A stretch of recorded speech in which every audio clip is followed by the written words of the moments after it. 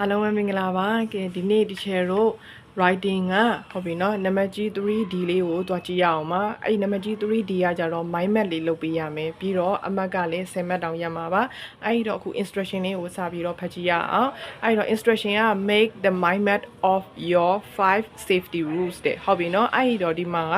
ဆိုလို့ရှိရင်ဟုတ်ပြီနော် safety rule အနေရကင်းစီတဲ့စီကံလေးအဲ့လောက်မှဘယ်နှခုလဲဆိုတော့9ခုဟုတ်ပြီနော်မင်းရဲ့တဲ့အနေရကင်းစီတဲ့စီကံလေး9ခုကိုတဲ့ mind map လေးပြုတ်လုပ်ပေးပါတဲ့ကဲအဲ့တော့ဒီချေတို့က mind map လေးစလုပ်မယ်ဟုတ်ပြီနော်အဲ့တော့ safety rules လေးတွေကိုဘယ်လောက်မှတ်မိကြသလဲဟုတ်ပြီနော်အဲ့တော့ safety rules တဲမှာဟုတ်ပြီနော်စကားလုံးတွေမခတ်တာတွေဟုတ်ပြီနော်မခတ်တာလေးတွေကိုတခြားစဉ်းစားပါပြီးလို့ရှိရင်အားလာလေးတွေကိုဖြည့်ဖို့လုပ်ပါအဲ့တော့အခုအဲ့စာတွေကိုမသွားခင်မှာအရင်ဆုံး mind map ဆွဲနည်းလေးတွေကိုပြောပြချင်ပါတယ်အဲ့တော့ mind map ကိုဟုတ်ပြီနော်အရင်ဆုံးများလေးနဲ့ဆွဲမယ်အခလေးတို့အကြိုက်ဟုတ်ပြီနော် cloud လေးလည်းဆွဲလို့ရတယ်ဒါမှမဟုတ်ရှင် circle လေးပဲဝိုင်းကျင်နေဆိုလည်းရပါတယ်ဟုတ်ဘူးrectangle လေးပဲလုပ်ချင်နေဆိုရင်လည်းလုပ်ပါဒါပေမဲ့အဲ့လာလုပ်တဲ့အခါမှာဟုတ်ပြီနော် circle လေးကတေးသေးလေးဟုတ်ပြီနော်ဥပမာဒီလိုမျိုးလေးဟုတ်ပြီနော်အဲ့စာဝင်းမှာတော့လောက်အောင်လေးဆွဲပါနော်ဒီချေကပုံစံလေးပဲပြတာမို့လို့ပါအဲ့လာပြီးလို့ရှိရင်ဘာလဲဆိုလို့ရှိရင်ကလေးတို့ကရေးကြမယ်ဥပမာ walk on the pavement ဆိုလို့ရှိရင်ကဲဒါကြီးဒီမှန်နိုင်မှာမလားဟုတ်ပြီနော်ဒါဒီချက်အမြန်ရေးလိုက်တာမို့လို့ပါအဲ့လိုမျိုးကဲဒီလိုမျိုးကြီးဆိုရင်အမှတ်ရပါဦးမလားမရဘူးเนาะဒါကြောင့်မို့လို့စလုံးကိုအရင်ဆုံးရေးလိုက်ပါမယ် walk on the pavement ဆိုတာလေးဟုတ်ပြီနော်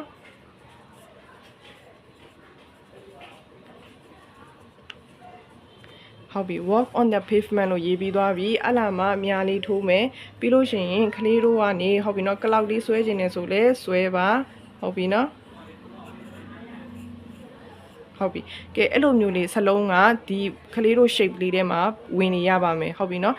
ဒီလိုအပြင်မှာရောက်နေတဲ့စကားလုံးတွေဆိုရင်အမှတ်ရမှာမဟုတ်ဘူးဟုတ်ပြီနော်ကဲအဲ့တော့ဒီ mind map လုံးတဲ့ဒီလေးလည်းရမယ်ဟုတ်ပြီနော်ကဲပြီးလို့ရှိရင် mind safety rule လို့ပြောတဲ့အတွက်ကြောင့်မလို့ဟုတ်ပြီနော် mind map လုပ်တဲ့ခါမှာတကယ်တော့ကစာကြောင်းလိုက်ကြီးတွေရေးဖို့မလိုပါဘူးဟုတ်ပြီနော်ဥပမာဆိုရှင် I will never play on the road ဟုတ်ပြီနော်လမ်းပေါ်မှာငါဘယ်တော့မှဆုံးမှာမဟုတ်ဘူးအဲ့လိုမျိုးကြီးတွေမရေးပါနဲ့ဟုတ်ပြီနော်အဲ့အမျိုးစာကြောင်းလိုက်ကြီးတွေရေးစရာမလိုဘူးဟုတ်ပြီနော် mind map ရဲ့အဓိပ္ပာယ်ကကြတော့ဘာလဲဆိုတော့ keywords လေးတွေဟုတ်ပြီနော်အဓိကစကားလုံးလေးတွေကိုပဲထည့်ရေးတာပါအဲ့ဒီတော့sentence slide ကြီးတွေရေးဖို့မလိုဘူးတကယ် keywords ပေါ့နော်အဓိက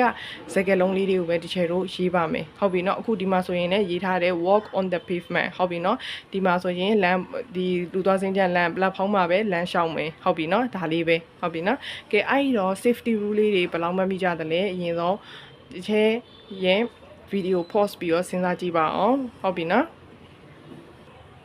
ဟုတ်ပြီဒါလေးတွေကတော့ safety rule နဲ့ပတ်သက်တဲ့စာကြောင်းလေးတွေ၅ကြောင်းမှာဟုတ်ပြီနော်ခုနံပါတ်1ဆိုရှင် never play on the road ဟုတ်ပြီနော်လမ်းပေါ်မှာဘယ်တော့မှမစော်ဘူးနံပါတ်2ကကြတော့ fasten a seat belt ဟုတ်ပြီနော်ထိုင်ကုန်ခပတ်ပတ်မယ်နောက်တစ်ခုနံပါတ်3က walk on the pavement ဒါက platform မှာလမ်းလျှောက်မယ်နံပါတ်4က wear a helmet ဟုတ်ပြီနော်ဆိုင်ငယ်အောက်ထုပ်စောင်းမယ်နံပါတ်5က look to the left and to the right before crossing the road ဟုတ်ပြီနော်လမ်းဖြတ်မကူခင်မှာဘယ်ညာကြည့်ရမယ်ဟုတ်ပြီအဲ့ဒါပြီးလို့ရှိရင်ကလေးလေးတို့နောက်ထပ်ထပ်ရေးချင်တာလေးတွေရှိအောင်မလားအဲ့တော့တချို့ကလေးတွေကဆိုလို့ရှိရင်ပြောကြတယ်ဟုတ်ပြီနော်ဒီချက်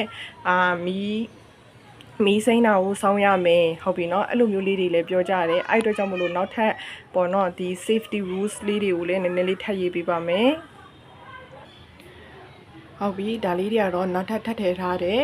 safety rules လေးတွေပါအဲ့တော့ number 6ကဆိုလို့ရှိရင် follow the traffic signal ဟုတ်ပြီနော်မီးပွိုင်းကမီးလုံးလေးကိုပေါ့နော်လိုက်နိုင်ရမယ်နောက်တစ်ခု number 7ကျတော့ control my speed ဟုတ်ပြီနော်ပြီးတော့ဘာလို့လဲဆိုတော့ကလေးတွေစပိန်နေပါတယ်ဆိုလို့ရှိရင်ဟုတ်ပြီနော်အမြန်စီးကျင်ကြတယ်အဲ့ဒါကြောင့်မလို့ကိုယ့်ရဲ့ speed ဟုတ်ပြီနော်ကိုယ့်ရဲ့အမြန်ကိုလည်း control လုပ်နိုင်ရမယ်ဒါကြောင့်မလို့ control my speed လို့သုံးထားပါတယ်နောက်တစ်ခု number 8ကကျတော့ wait for the green light ဟုတ်ပြီနော်မီးစိမ်းတာကိုစောင်းရပါမယ်တဲ့နံပါတ်9ကကြတော့ follow the road sign ဟုတ်ပြီနော်လမ်းမှာပြထားတဲ့သင်္ကေတလေးတွေကိုလိုက်နာရမယ်နံပါတ်10ကကြတော့ use the zebra crossing ဟုတ်ပြီနော်ဒါကကြတော့လူကူးမြင့်ကြားကိုအသုံးပြုရမယ်ဟုတ်ပြီနော်ဒီလိုလေးတွေရောထပ်ပြီးတော့ထည့်လို့လည်းရပါတယ်ဒါပေမဲ့တကယ်ဖြေရမှာဘယ်နှခုလဲဆိုတော့9ခုပါပဲဟုတ်ပြီနော်အဲ့ဒီတော့ဒီနေ့ my safety rule ပေါ့နော်ဒီဟာလေးကိုရမယ်လို့တော့ထင်ပါတယ်တကယ်လို့ နားမလဲသေးဘူးဘာညာဆိုရင်လည်းမေးလို့ရတယ်ဟုတ်ပြီနော်